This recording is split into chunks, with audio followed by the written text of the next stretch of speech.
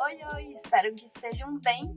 Hoje a gente vai conversar um pouco sobre a técnica do hiperadobe ou terra ensacada.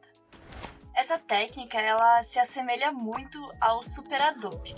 As duas técnicas, elas consistem na colocação da terra dentro de um saco e depois na compactação desse solo. As duas técnicas, elas apresentam um excelente conforto térmico e acústico, porque elas têm uma parede muito espessa, geralmente fica em torno de uns 40 centímetros de largura, fazendo com que essa parede tenha uma grande amplitude térmica, demorando muito para o calor ou o frio passar para dentro da edificação. O hiperadobe é uma evolução do superadobe. Uma curiosidade sobre essa técnica é que ela foi desenvolvida para um simpósio da NASA, onde eles buscavam alternativas de construções para habitar Marte e na Lua. E ela foi desenvolvida por um arquiteto iraniano no ano de 1984. Hoje, essa técnica já é utilizada em diversas construções, inclusive em alguns abrigos de emergência. Mas o hiperadobe, ele veio depois do superadobe, e a gente considera ele como uma evolução dessa técnica. A diferença dele é o tipo da malha do saco que a gente vai utilizar. No superadobe é utilizada uma malha totalmente fechada desse saco. Já no hiperadobe é utilizada a malha Herschel, que é uma malha que fica mais aberta e permite melhor essa conexão entre as fiadas e também da conexão da parede com as camadas de reboco.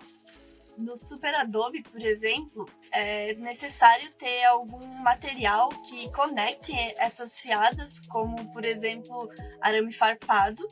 E também, na etapa do reboco, é necessário fazer a queima desse plástico para o reboco conseguir aderir na parede.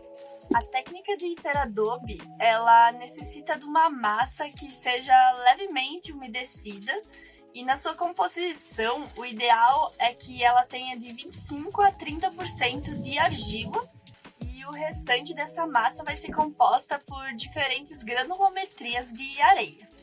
Essa técnica da terra ensacada, ela é uma técnica que pode ser utilizada como estrutura da sua edificação. Pelo fato de as paredes ficarem muito espessas, elas geralmente não necessitam de pilares, por exemplo. Mas tudo isso vai depender do projeto de cada edificação. Ela também é muito boa para se trabalhar projetos mais orgânicos, porque quando a gente constrói a parede mais orgânica, ela mesma faz o seu travamento. Mas se você preferir uma parede mais reta e ortogonal, você pode fazer os travamentos entre as conexões das fiadas e também alguns pilares intermediários, dependendo do comprimento dessa parede. E agora vamos lá ver o passo a passo de como se faz uma parede de terra ensacada?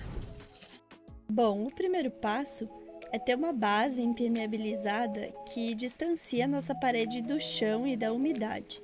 E isso serve para todos os tipos de parede, mas principalmente quando se trata de uma parede de terra. Depois disso, a gente vai estudar o nosso solo.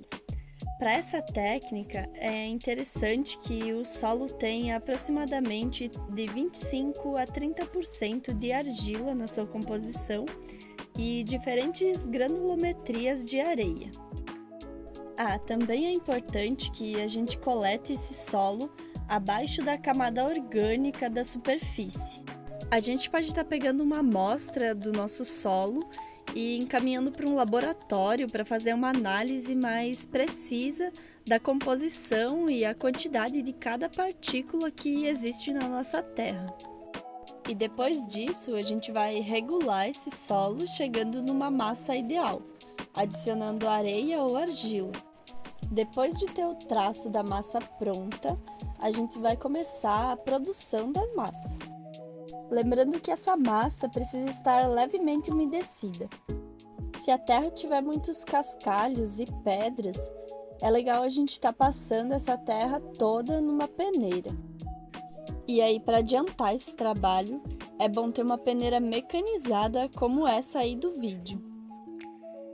E agora a gente vai para a parte da parede. Para isso, você pode usar esse saco que é próprio para hiperadobe. Ele vem assim, em formato de uma bobina que você vai estar cortando com o tamanho condizente da sua parede, sempre deixando pelo menos 1 metro para fazer a dobra no início e no final da parede. Depois de cortar o saco, você vai colocar ele no funil que vai auxiliar na colocação da terra dentro do saco. E aí chegou a parte mais esperada, a construção da parede.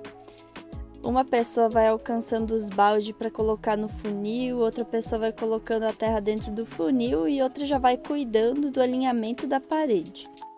E não esquece de ir cuidando do prumo para a parede ficar reta. Finalizando a parede, dobre a ponta para a terra não escapar. Quando chegar no final de uma fiada, a gente vai precisar compactar. O hiperadobe precisa ser compactado tanto na superfície quanto nas laterais da parede.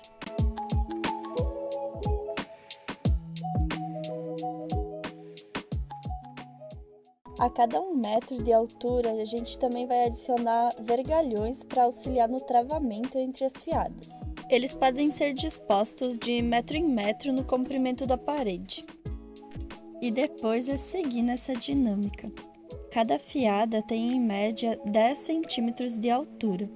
Então, para um pé direito de 2,5 metros, você vai precisar de 25 fiadas. E lembrando que se você fizer essa técnica no lugar que chove o ano todo, você vai precisar pensar numa cobertura provisória. Por conta da compactação, nessa técnica a gente não pode fazer a cobertura antes de construir as paredes.